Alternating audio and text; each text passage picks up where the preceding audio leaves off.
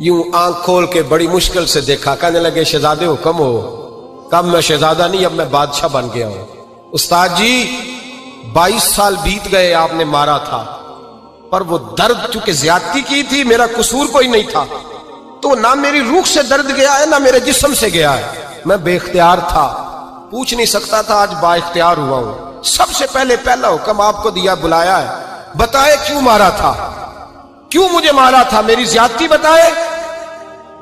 तो उस्ताद, बूढ़े उस्ताद की आंखें आंसुओं से भर गईं।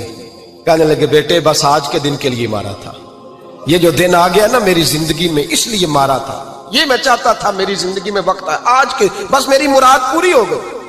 कहा साहब किस लिए, मुझे भी समझाए। आप फरमाने लगे कितनी देर हो गई तुझे मार खाए हुए, कितना जमाना बीत गया। कहने लगा 22 साल। फरमाया जख्म भूले तो नहीं, दर्द खत्म तो नहीं हुई, तुम्हें